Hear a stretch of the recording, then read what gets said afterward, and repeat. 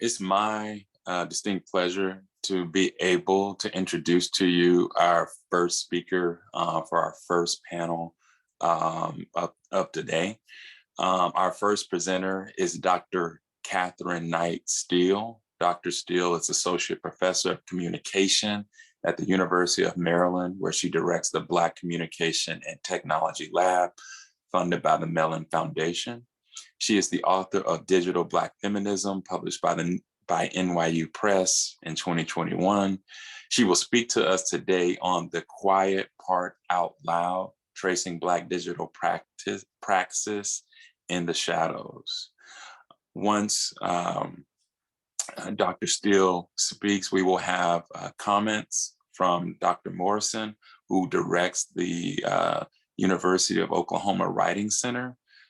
Dr. Morrison is the co-editor of Writing Centers and Radical Justice, a guidebook for critical practice, published this year by the Utah State University Press.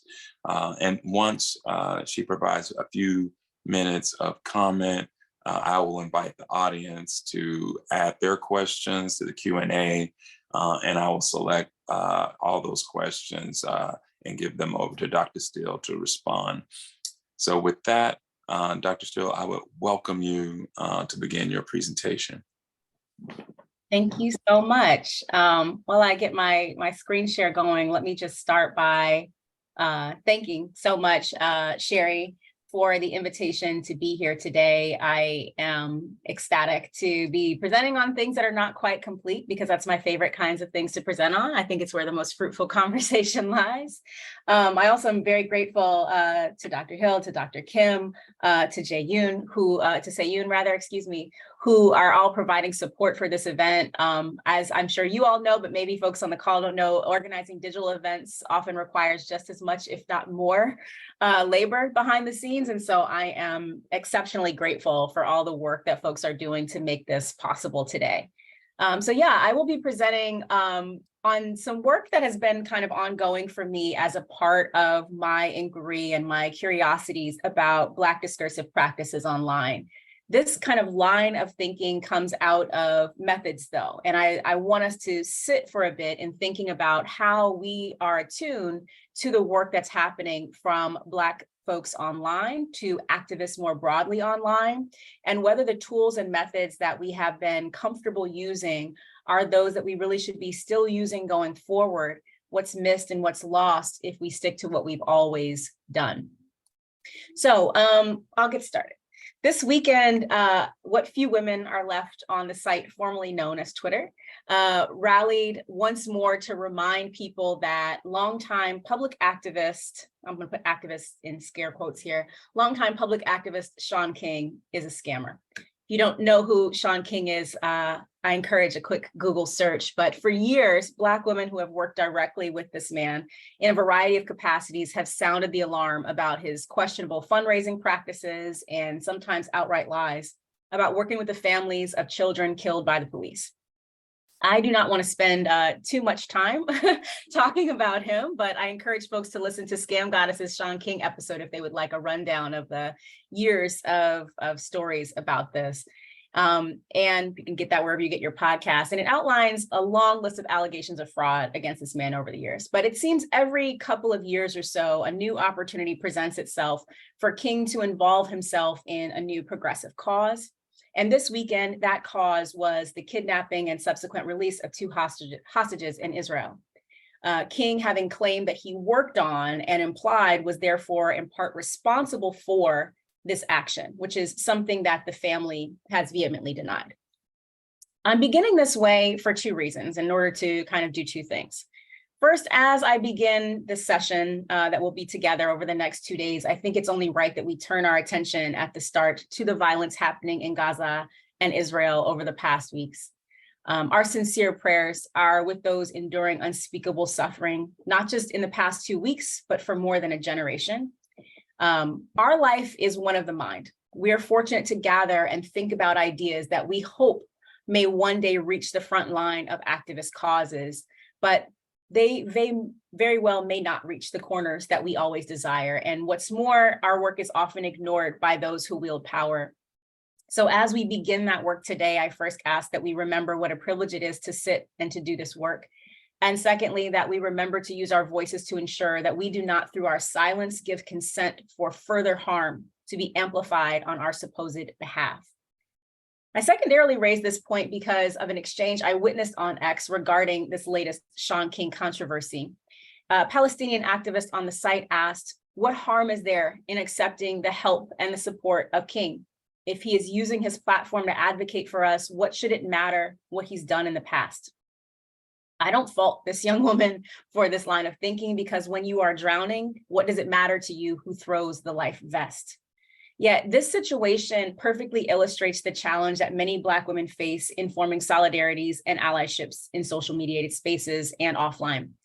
When hashtags and taglines look like "listen to Black women," but there is indeed no intention to do so, we find ourselves in this all too familiar situation once more, trying, perhaps unsuccessfully, to remind a new group of the harms perpetrated against Black folks and how to best either ignore or remove those who use our suffering and our tragedy for their own gain.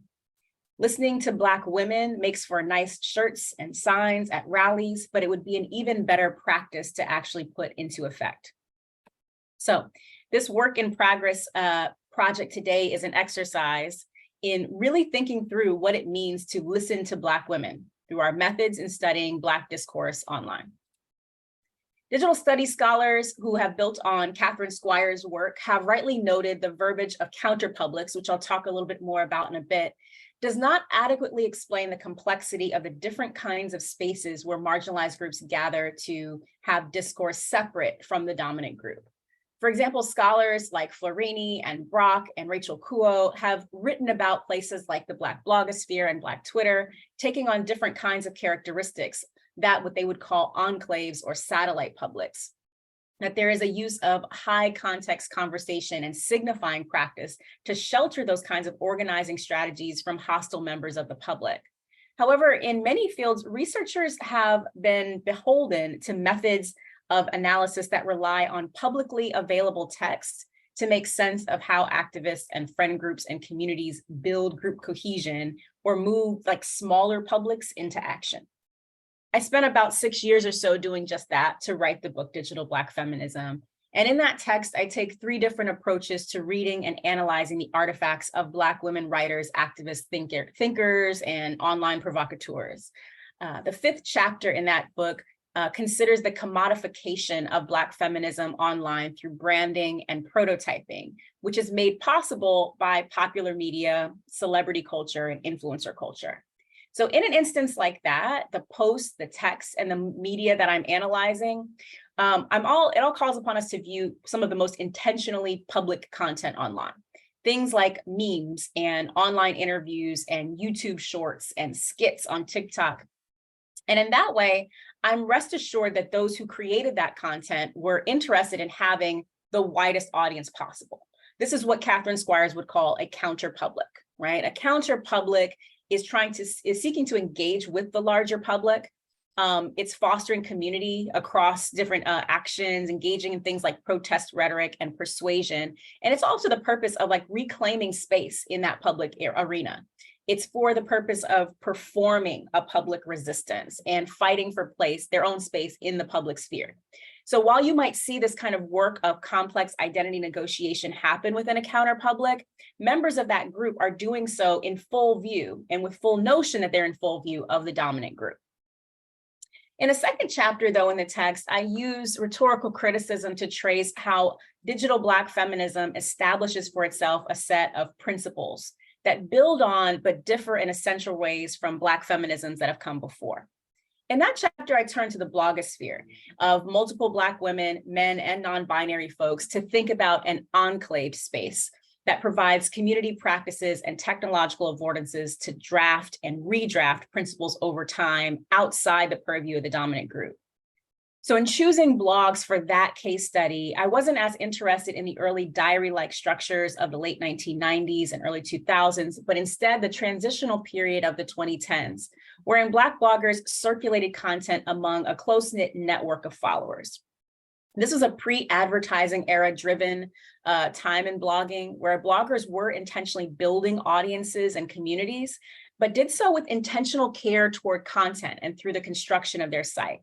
In this case, like the previous one, I'm choosing to analyze the content of folks who ostensibly want their sites to be found and read.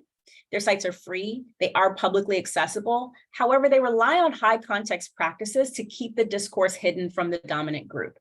This does not remove our need to be more intentional about providing context and citing appropriately and situating ourselves within the readership in order to better understand the frameworks that are taken up by each of these authors and the nature of the kind of communities that they create. These sites constitute what we would call an enclave. So according to Squires, these are groups that have been forced into separation from the dominant group and therefore create new discursive strategies online while gathering these opposition resources. They're intentionally hiding counter-hegemonic ideas. So you're not going to see the enclave intentionally reaching out to the dominant group or engaging in a debate with outsiders. There might be debate within the community, but it exists for that community and not to move beyond that space. This is primarily for purposes of protection and survival. And we can see countless examples of different affordances on platforms that have allowed enclaves to exist for periods of time on different sites. There are, for example, private Facebook groups that have allowed this practice. There are blogs that have allowed this practice, right? And so there are different strategies that users engage in to keep this discourse hidden over time. And this is distinct from what Squires refers to as a satellite public, which I'll talk about in a bit.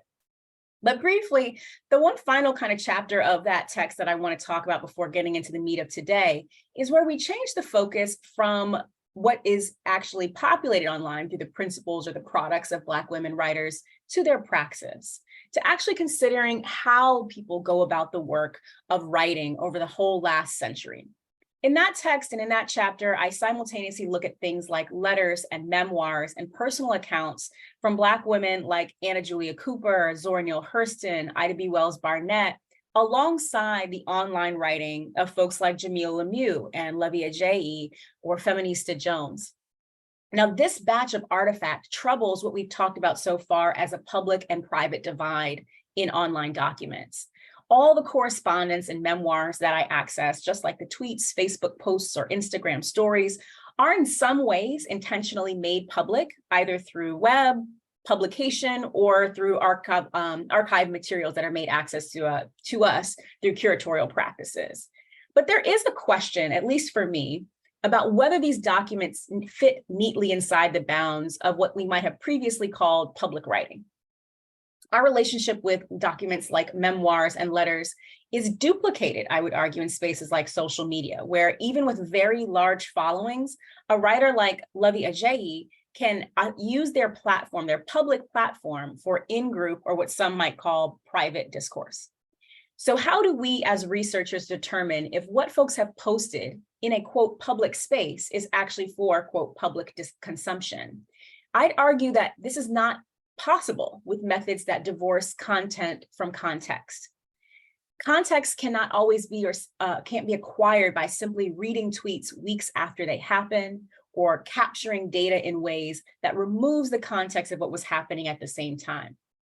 And I would say that this earlier work of mine provided me at least two valuable lessons. The first is the importance of considering Black women for more than the output of the content they create online. Their praxis, the way they draft, redraft, create, co-create, and employ principles of Black feminist thought through their organizing strategies requires distinct and different methods. The second lesson that I draw upon for today's conversation is explicitly that the platform logics that have undergirded discourse on social media up until now and on our current content creation platforms, I make that distinction for sites like TikTok that often get lumped into social media, but I would think are more aptly called a content creation platform, that these platform logics render them far less helpful in understanding how Black feminist thought now travels in our digital universe today. So I proposed this study and this idea before the takeover of Twitter by Elon Musk and the exodus that has since ensued of many activists on that platform. But even before researchers were cut off from Twitter's API, it seemed apparent that two things were happening. First, Black women and Black feminist activists were moving away from public searchable platforms and techniques for dialogue online. And second, that even in spaces where we were able to capture those kinds of discourses and that kind of organizing, what many researchers were missing was the nuance and complexity of the dialogue by focusing on things like hashtags and to the exclusion of the quiet conversations that happen in the shadows. They were forming, even in places like Twitter, what Squires calls satellites. Groups that desire separation from the larger public in order to maintain group identity and enter into the discussion with the larger public only when there's a convergence of interests, only when there are goals that are aligned with the dominant public. And the real key here is that this is for the preservation of the self and community and to provide adequate space for self-challenge and self-critique.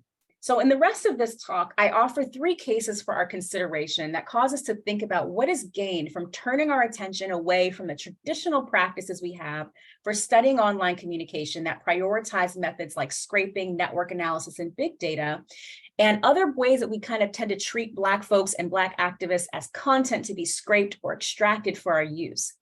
In this project, I move beyond the linguistic maneuvers of Black users to explore, in fact, their manipulation of medium affordances, highlighting 3 cases of praxis in shadow work. This includes the group chat, the paywalled content, and the exodus from social media. And finally, I'll conclude by discussing the implications of our disappearing record of Black digital organizing strategies in 2 ways. One, coming from Tanya Sutherland's work on archival amnesty, and second, as an intentional strategic action by Black organizers. So we're going to use these cases to ask ourselves some questions that are based around the idea of whether we even really should be studying the quiet places of digital work online for activists. And if and when we do, how we might bring our best ethical practices to these sites of inquiry. So I'll have a couple of prompts that we'll come back to throughout. One is, must we be a part of the spaces in order to study them? How might we actually bring the findings of these spaces back to the folks that we're studying alongside, rather than our work remaining further hidden? How do we think about profit in these spaces, as some of these spaces call for folks to remove themselves from publicly available spaces to private paid content? And if we're going to do this work with a critical feminist epistemology, are we thinking about the labor function here of who's getting paid to supply this work and whether we, in fact, as researchers are required to participate in that economic structure? Finally, are we actually going beyond simply praising the work of online activists, Black feminist scholars, to actually challenging these new digital spaces for their revolutionary potential? So to answer these questions in relationship to the cases, I'll borrow some language from my second book with Jessica Liu and Kevin Winstead to talk about doing Black digital humanities, a term that we call radical intentionality. We argue that adopting a practice of radical intentionality requires developing an ethic of radical love. Cordell West claims that to be human, you must bear witness to justice, and that justice is what love looks like in public. To be human is to love and to be loved. So channeling Bell Hooks, we employ this ethic of love as the means by which we're guided to remedy the tensions of working at the intersection of community and research. As Bell Hooks says, working within a community, whether it's sharing a project with another person or with a larger group, we're able to experience joy in that struggle. And it is indeed a struggle to do this kind of work.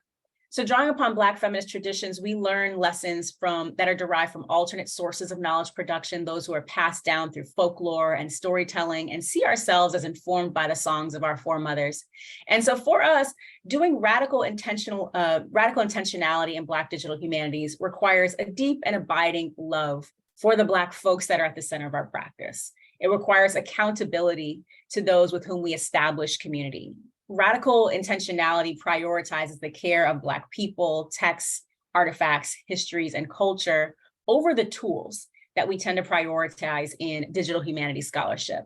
And finally, radical intentionality challenges the status quo within institutions that would limit the possibilities and voices of traditionally marginalized and maligned folks within our research. So let's get into it and talk about a couple of these cases with the short time that we have remaining. I'll start with the group chat. So I think maybe many of us are familiar with the group chat as a premise. Group chats exist on a variety of platforms. In fact, group chats can exist within some of the platforms that we've talked about already, where we scrape and cull public data. There can be group chats on Twitter or X, group chats on Instagram, group chats in places like GroupMe or WhatsApp, right? Or even in SMS text messaging as well. Group chats tend to function as the place we want to discuss privately the events that are public. And those public events can happen in a variety of publics. We might be talking about small publics where we're thinking together about things that impact just the folks in that group chat. But very frequently, folks are utilizing group chat. And when I say folks, I mean the quotidian kind of use, but I also mean this more specified activist use of group chat for organizing principles. Folks are utilizing group chat to do this kind of private work of examining what's happening publicly. And to do so in places where our insights and our conversations cannot be scraped for online news sites, cannot be trolled by outsiders, cannot be doxxed or harassed. And so what we can find in examples of the group chat are some of the things that we mentioned, or I mentioned earlier, about the enclave spaces of Black blogosphere's past. The distinction here is that the movement to the group chat is primarily an intentional move on the part of those moving away from the public discourse, not simply for means of protection from the dominant group, but for preservation of identities separate from that group. And in that way, replicating more of what Squires would refer to as a smaller satellite public. And in that space, questions can be raised in an intra-group way that get at that task of really thinking through self-critique in order to refine principles within a self-selected smaller group. I'll give just two very brief examples. Well, first, the tweet at the top is from Lovey, and this tweet comes out, I think, the day after Jada Pinkett Smith's kind of tour has begun for her book, where we started getting clips from Good Morning America and some other sources. And a common phrase that started being repeated on social media was, "Take us out the group chat." And the reference point here is it seemed as though the conversation that was happening publicly is really one that was meant for private. It was really one that we all shouldn't be involved in. But I use this Jada Pinkett Smith example because what this public discourse about marriage and fidelity and aspirational wealth and all the things that have kind of come out in the conversation that since in the last week have provided a space for folks within the group chat to more specifically delve into issues like monogamy, marriage, masculinity, self-aggrandizement, negotiating upon social expectations around Blackness in these spaces, and holding the possibility for two positions at once. So the kind of discourse that you see moving into that group chat space are things like, I wouldn't say this anywhere else, but in here, I'll tell you all this. So what we see is this public performance, perhaps, of solidarity with a Black woman actor that, and I say actor in two ways, a Black woman actor who is speaking about her private life, but the need for a private space to reconvene and reconceptualize some of the context of what's happening there. Likewise, what we see down here is Carly Russell. For those who aren't familiar, Carly Russell was someone who claimed to have been abducted some months back, and it turned out that that was not actually the case. This was a very large news story for a variety of reasons. First and foremost, because Black women who experience this kind of violence and kidnapping are not as frequently talked about in the public press. And so this actually did get a lot of press attention, many celebrities chiming in to make sure that the public's attention was focused on Ms. Russell's case. However, what we came to find out was that this was a fabrication in some way. She was not taken hostage. That did not occur. And I bring this up again to point to the discrepancy between the public chatter and the private group chat. As you might all know, for ethical reasons, I'm not actually posting the group chats that I study here because it is not, I don't think, appropriate for those private spaces to be altered. So what you get here are clips and pieces of that. Something doesn't seem right here is the kind of ticking off point that I'll start from here, where folks in the group chats that I'm part of and watching are suggesting that while we're looking for Carly, while we are praying for Carly, that something didn't seem right from the start, and that Black women were having this conversation behind the scenes, but not necessarily in public because of the backlash that might come to them and to the Black community for not believing a Black woman who has claimed abduction in this way. The other piece of this that folks are holding back is about Ms. Russell's participation in Black Greek life. So this is, again, something that is not going to be a public discussion of her sorority, but in a private space where folks are members of that group can have that more kind of satellite public discourse about it. And why do we turn to the group chat then? The group chat allows us something that is now missing from the public discursive practice that Twitter has brought as an onslaught to all of our social media platforms. The counter-public affordance nature of Twitter has suggested to folks that the only way to engage in dialogue is through public deliberation. What we know as humans and as social beings is that there are other forms of dialogue that are useful in other contexts. But when we as researchers tend to lean in toward platforms that allow us to do our work in a more efficient way, hence scraping API, right? Using the API to scrape Twitter, we're ignoring the other mechanisms that organizing communities use to build coalitions over time. We're discounting their utility and we're putting them to the back burner. And that's happened for quite a few years in digital scholarship. Case 2, and I'm going to move really quickly through these because I want to make sure we have time to talk. Case 2 is the paywall. I bring up the paywall simply for us to think about the way that some of the Black activist scholars, public intellectuals that we've been studying over the past 15 years have moved their information behind what we would call a variety of different paywall structures. Some of these are actually paid, and many more of them are actually places that require just signing up for a newsletter. And part of this movement to paywall systems is to discourage the active doxing and harassment that was happening in public spaces. It requires a lot more intentional effort to dox or harass someone via a newsletter or via a podcast, right? That this requires folks to actually listen for 40 minutes or read through entire emails in order to respond. Whereas again, platforms like Twitter or Instagram actually encourage quick and rapid succession kind of back and forth dialogue and debate. And so we see folks moving out of these spaces, offering their work to paid subscribers. And the implications of that, I think, are many for researchers. The one I kind of want to focus on for this case is what is our obligation in terms of treating these sites as labor sites now? Whereas previously we might have culled or captivated or captured data from publicly accessible places like Facebook or Twitter, what does it mean to capture data to be studied from places that are paid or paywalled? And what obligations do we have as researchers to pay then these content creators for the content that we're studying in the way that we might cite a book or actually give attention to that cause through other forms of research? What is the obligation if we want to study someone who has an OnlyFans or someone who is on a podcast and we need to subscribe in order to do it? How does our research either support that system and that kind of structure of capitalism, or how does it support individually that researcher? Something I'd love to talk more about in our dialogue today.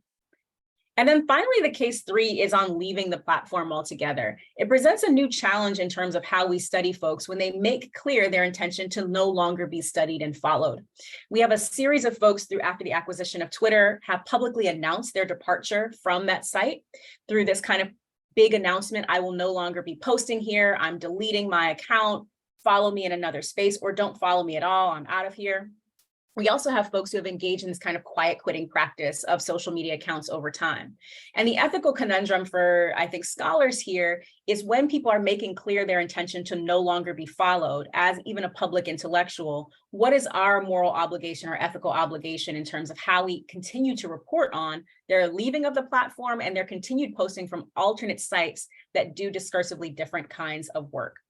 I want to wrap and conclude just by talking about this within the larger context of what it means to not have access to this information over time. We have relied very heavily as researchers interested in organizing and activism on having public accessibility to social media. And as that becomes increasingly challenged, both from people actively leaving the site and from site owners making it intentionally harder to get access to that data, we have to ask ourselves whether we are unintentionally participating in praxis of archival amnesty. Tanya Sutherland talks about archival amnesty as a process by which we begin to forget intentionally as a society the work that marginalized groups or what marginalized groups have endured over time. Sutherland links this directly to practices of lynching and its absence from the archives, but we rightly can also link this to the kinds of public lynchings, violence, and harassment that Black folks have faced in their organizing strategies online. Through our practice, are we making it more clear that this has occurred? And if bringing light to that actually doing a service to the folks that we intend to study and work alongside? We also can think about folks moving their data off of social media platforms as intentional praxis, and that bringing with it a requirement that we as researchers honor the wishes of people who face the most hardship by having their data publicly exposed. To quote, or to kind of summarize it, just because we can collect the data doesn't mean that we absolutely always should. And so I'll finish there and just say thank you in advance for the productive conversation that I hope ensues, and say thank you to Dr. Morrison for what I'm sure will be a riveting kind of a response. And I want to apologize also publicly to Dr. Morrison for not getting this talk to you enough in advance, but I look forward so much to your thoughts on it. Thank you all. Thank you so much, Dr. Steele. What a wonderful presentation. I was jotting down notes as fast as I could. Thank you so much. I'm going to give Dr. Morrison an opportunity to provide comment to this wonderful paper. Dr. Morrison, are you there? I'm here. Okay, I'm going to give you the floor. All right. Well, first, I just wanted to say thank you to Dr. Steele for that talk. It brought so many things to mind. I'm not a digital humanities scholar, but I am a rhetorical scholar and someone deeply invested in responsible and ethical research practices. And so I really appreciated the conversations around how do we make responsible decisions about engaging with these texts, whether, and giving any type of consideration to whether these people really want this to be, the degree of publicness that they intend. Last year was teaching a first year writing course, a Black Girl Magic course, and reading made me think about the conversations and the the deliberate and radical reframing of rhetoric that I had to make based off of how I typically taught kind of introductory rhetorical principles and how I had been taught those principles to really center Black rhetorical frameworks and kind of understanding rhetoric from a basis in an appreciation for Black women's stories and experiences, contending to the erasure and misrepresentation of Black women, both in in-person experiences and online, and then how that translated to our conversations about Black women activists. We studied, the NAP ministry, which I'm sure you're familiar with, as well as there's a Black woman, I think she was Nigerian American, who started a system to support Black students in Ukraine who were trying to flee and were denied at the border because they were Black. And what counts as activism, what counts as community building, what counts as community, but also the kind of dangers that can come with that, and how women kind of move through these different spaces, and also trying to create that space. 10 of those 15 students in the course both semesters were Black women, so creating we call it an approximate home place, based off of Bell Hook's essay, where we could kind of create an ethic of care for ourselves as we learn and grow as rhetors and writers and humans. And so much of what you said, and you think about my work in that course, but also our kind of just everyday kind of what we as academics tend to overlook and not see. And so as also someone who does a lot of community-based work, how uncommon it is for academics to think about the implications of the work and how they engage with these communities, whether they go to a physical location or be studying those online. And I really appreciated your conversations about the ethics of that, and giving consideration to what people intend, to the context, not divorcing that context, and allowing some nuance in this public participation of activism and community building. And I have other thoughts about the Will and Jada stuff, but I'll stop there and open it to our questions. But thank you again. That was great. Yes, thank you. Yes, absolutely. Thank you, Dr. Morrison, for sharing that wonderful comment. And we do have at least one question that has come in, and I want to read that first question. And it says, Dr. Steele, thank you for your presentation. It seems like your case studies, or at least those you've chosen to present for this conference, pertain to social media interactions. I wonder if you have any thoughts on a similar conversation happening in the medical research community, particularly in regards to medical research happening too often, I think more than often to Indigenous peoples. This tool has come with some of the answers to the questions you posed at the beginning of the presentation, and I wonder whether you think these answers are any good. So that's the first question. Did that make sense, Dr. Steele? I'm a big fan of making sure that I stay as firmly in my lane as I can. So I'm going to answer this from the perspective of someone who does digital humanities work and as a communication scholar of race and gender more broadly, and say that I think part of what I'm hearing in the question is a similar frustration to what I've expressed in the talk, is that our focus on tools or technology as the solution to what are in fact social and political problems. And it is something that I think comes up for us frequently as media researchers who are studying systems like social media or studying tools like AI, et cetera, is that oftentimes our questions are framed around how do we make the technology better, because fixing the tech will fix whatever's happening. And I see that as a very similar kind of question that you're asking around medical industry, right?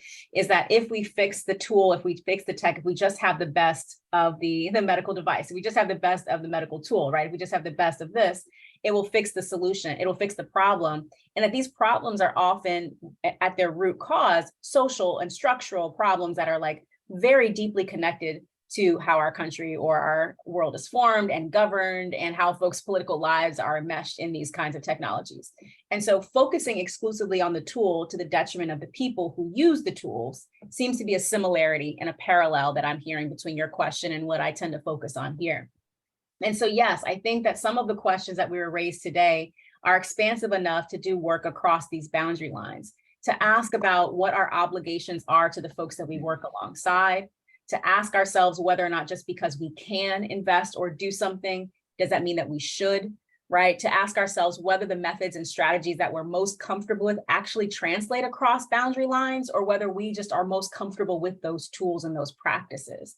And so I think that, questions of ethics in this way, in some ways, traverse boundary lines and allow us to think more cohesively about a structural system that might entangle things like medical technologies with digital and communicative strategies and social media practice. We saw that happen with the COVID-19 pandemic, right? Where folks are thinking about the best tools and strategies to combat mis and disinformation, or the best strategies to encourage folks towards certain medicalized solutions, and how these things are like inextricably bound together in a lot of ways. I hope that gets toward the intention with that question. I think so. Thank you for that. We also have a second question already in the chat, and I'll just go ahead and read it if that's okay. It is, thank you so much for this talk and these comments. Could you talk more about how you have navigated the paywall as a researcher? In my work, I've tried to financially support content creators who have been helpful in my research because otherwise it seems exploitive of their labor. However, that is not a structural solution to the academy as an exploitative institution. Do you have ideas about structural solutions we could advocate for? It's a great question. I think that the challenge for us is that there is not a singular structural solution to this question of academic exploitation. That this is a very layered and nuanced thing that, as you've pointed out, right, that if and when I am utilizing the work of folks whose content is behind the paywall, then I as a subscriber am paying for it and should be, right? I'm paying to access said content. because I'm a media scholar and because I come out of communication, I do a lot of work in thinking about parallels in research between these kind of digital tools that folks are using to create content and how we previously have studied media. And I think a question that we need to constantly be asking ourselves is, are folks engaging in the world as content creators intentionally, or are we utilizing folks' discursive practice as our content? And I think that there's a very fine and not always definable line between those two things.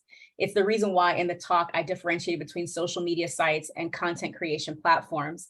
So I imagine that sites like Twitter, I walk into with the understanding that these are content creators, that the folks there are creating content that they wish to be consumed en masse by audience, and that many, if not most of the folks there are intentionally monetizing or at least socializing that site in order to gain from it, right?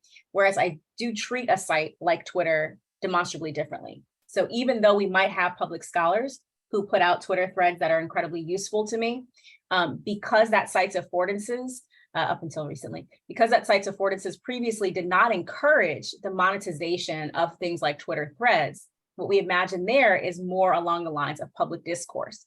That does not remove our ethical obligation to support the folks that we are benefiting from, but that support may not always be financial in those contexts. What I've found with a lot of the folks that I was working with, the Black bloggers that I was writing about, the folks who are public scholars, is that primarily what many of them wanted from academics at that time, I'm not speaking to right now, was citation. They wanted us to cite their public work in the same way that we would cite the intellectual scholarship that we were citing in other places, right? That we would actually, if we got an idea from someone on Twitter, that we would cite where we got the idea from. Simple as that, right? Now, this has transitioned, I think, into a content creation structure, which I'm starting to write about right now, whereas many of us think about our work as content creation in sites that were previously derived to simply be socially mediated sites. And I think that that presents a new ethical challenge for researchers who want to be supportive, particularly of marginalized content creators whose work we're making use of. I still reach out to folks if I'm directly citing them from TikTok or et cetera, to make sure it's okay with them that I make their work more widely known through mine. But whether we want to actually embolden the economic structure of social media platforms, I think is something for us to also consider. There are sites like OnlyFans, right, where it is a monetized structure. That's the intention of the site. There are these other sites, though, where through our tacit kind of participation, we are suggesting that any dialogue or any discourse, any public deliberation process is labor. And I think that we should examine that assumption. I love for people to be paid for their work, but we must ask ourselves whether or not things constitute labor and whether or not we are comfortable with all of our online activity being constituted as labor, because it places us in a precarious situation, particularly I think as Black folks, that all of what we do online is labor, and it leaves no space for things like joy and pleasure and other kinds of human interaction, whereas we are viewed systemically, we're buying into the idea that we're being viewed primarily as laborers who are there to produce content for other folks. So I think it's a complicated, nuanced thing that does not get to your point of whether there is a bigger structural change that needs to happen in the academy. But what I do hope it does is prompt us as individual scholars to take more intentional stances in our work, wherever we fall. So if we land in a paper or a project on the fact that I'm paying everyone who's involved here, that we explain that through in our research, right? That way we don't leave that for the Q&A point, but that actually becomes a part of how we talk about the work we do. But if we choose not to, that again, that analysis of capitalist superstructure becomes embedded into what we're writing about and why we are choosing not to participate in that system and how we're supporting those folks alternately if it's not through financial means. Thank you so much for that. I know there's a question and a hand raised. I think could we, if you had your hand raised, could you go ahead and ask the question, unmute and ask the question? Is it me? I think so. Yeah. Okay. Well, thank you so much. Oh, by the way, I'm Jose Medina in philosophy at Northwestern, also affiliated faculty in Black Studies and Gender and Sexuality Studies. So thank you so much for the talk, Dr. Steele. I mean, it was so amazing and so productive, and it has so many connections with my recent and ongoing work. So I'm so excited to learn more about your work. So I want to ask you about how you're thinking about counter publics at the local and at the global level. And in particular, I really, really like the focus of your analysis on in-group communication, so that a lot of what is going on in forming, cultivating a counter public is, as you said, and you explained so well, self-challenge, self-critique, self-preservation, and all these things that are really important, so that it is about in-group communication, right? And then other things, but then sometimes it's not entirely clear who is a member of the in-group and who is not, but also there are forms of in-group communication that at some point could be expanded so that the group becomes broader. So I'm thinking, for example, well, I'm thinking about various things like Black Lives Matters, and not only Black Lives Matters, but other movements as well that focus on racialized and gender violence. And sometimes they operate at the very, very local level, like even city level, but sometimes at the regional level, sometimes at the national level, but sometimes even at the global level, right? And I think you're absolutely right that sometimes people are engaging in self-critique and self-communication and self-challenge, and it's not for other people to read those stories or to participate in those discussions.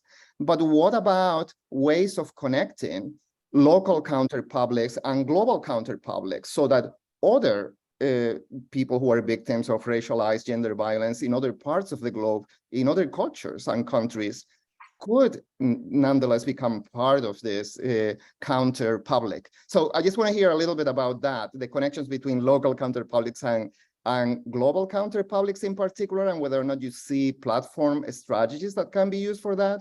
And if I may add one more question, I really, really like your remarks at the beginning about how a counter-public is about, among other things, about reclaiming space, fighting for space. And I think that's amazing, and I really love that.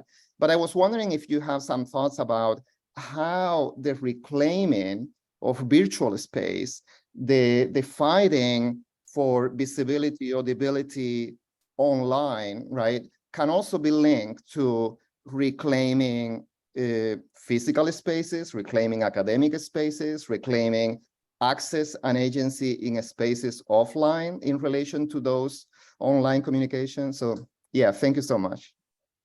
Thank you so much for that question. I'm always happy to talk about publics and learn how in the most fun way. So let me do a little bit of back work on it for those who are not as familiar with Catherine Squires' work. So Catherine Squires writes about alternate public, an alternate language to talk about publics, somewhat in response to, if we kind of follow the train of thought from Jürgen Habermas all the way to Nancy Fraser, who talks about subaltern counterpublics. And what Squires really, I think, really brilliantly does in that piece, and this is a piece that really is not talking about the digital world at all, right? Squires is talking about physical publics and discursive publics. And what Squires is attempting to do in that work is really suggest that there's not just one way, there's not just one approach to countering the public, right? That there are these alternate kinds of ways that folks gather with different strategies and different purposes that doesn't look like a counterpublic. And I think that's the brilliance of that work. And so a lot of digital scholars have taken that up and applied it to the digital world, right? And they've suggested, oh, these online spaces are like counterpublics, or they're like enclaves, or they're like satellites. And part of what's useful about that as we move from analog or offline space to the digital space is one that it requires us to think about whether spatiality is the best mechanism for understanding counterpublic discursive practice. So in other words, if people are not physically bound together, are we as interested in whether or not people belong to groups, or whether or not they're employing the strategies of someone in another distinct place? And in so doing, are they forming some kind of alternate public? So I think this speaks to your question about localized versus globalized, right? That folks in different global like localities might be engaging in similar discursive practices towards similar goals. And so for me, where Squires is most useful is less from a sociological perspective. I'm less interested in whether or not people are in long-term patterns of being connected to a group. And I'm much more interested in the strategies that they employ through their discursive practice on an occasion. And what Sarah Florini adds to this dialogue is the notion of oscillating publics, and talking about how people move in and out of these spaces and move in and out of these kind of discursive strategies based on the platform that they're currently residing within. So she traces folks moving from podcasts to Twitter to long form writing and newsletter, et cetera, and kind of shows how the discursive strategy shifts, even when it's the same people, and even when it's the same people talking about similar things. Then this really gets to your idea about platform strategies, right? That our discursive practices are, in my opinion, very much linked to the platforms that we have available to us and the extent to which those affordances can be taken up, used, or shifted by the audiences that are currently interacting with them. Can this lead to the reclamation of physical space? I think it's very much full circle, right? So because Squire begins this conversation by actually talking about physical space and talking about groups, we absolutely can then reapply this concept to how folks can navigate this process of reclamation of space or of ideas or of institutions as well. Because I'm a comm scholar, I'm always going to focus on the strategies of discourse, right? I think that it provides us the most generative way to not place folks in or outside of a group, which I don't find as useful, but rather to look at their strategy as within this group context or outside of the group context in that moment. The one addendum I would add to this is that there is nothing about how Squires conceptualizes this that removes the possibility of nefarious actors from also making use of the same digital strategies. So while we might be really proud of the work that certain activist groups have done in cultivating these enclave, satellite, or counterpublic spaces, there's nothing to stop other folks who do not have intentions toward justice or freedom from utilizing the very same strategies to create their own digital enclaves. We've seen this happen in the podcast realm. We've seen this happen in the Twitterverse. We've seen it happen on other sites, 4chan, et cetera, right? Or brand new social media sites that are developed in order to do this exact work. And so the work of digital activists who are heading or marching towards freedom is taken up very frequently by folks who feel, whether they are or not, displaced by the power structure, who have created for themselves the notion of the need of an enclave to hide their discursive strategy from the dominant group temporarily so as to organize and to take back and reclaim public space as well. So this is also a call for us to pay attention, those of us who are studying and making clear the principles and practices of folks working toward these activist causes, that making those strategies clear also comes with implications for how other groups can take up those strategies as well. Thank you. We have a question from actually Dr. Morrison. Are you still there, Dr. Morrison? You want to ask your question? I am, and I was trying to decide if I still needed to because you kind of started talking about it, but I was thinking about your first question, what must we be part of spaces to study them? And I would love to hear more about, how you're thinking about spaces in that question, and then what what your answer is right now. And part of why I'm asking is because I think, I come up from a field that is not very racially diverse, and had one of the reasons why I do the work is because I had this frustration with always being talked about rather than with. But then, what does it mean to gain access to a space in order to to do work on it and on these people? And is that necessary? Is it appropriate? I'm also thinking because my husband was at one point doing work on white supremacy online and the ethics of kind of getting access to those circles just to critique them when he's definitely not a part of that. So yeah, I mean, I guess I want to hear more about what you mean about that question and what where you are kind of in your answer as of October 23rd. Yes, as of today at this moment, which might be different tomorrow for sure. So thank you for that question.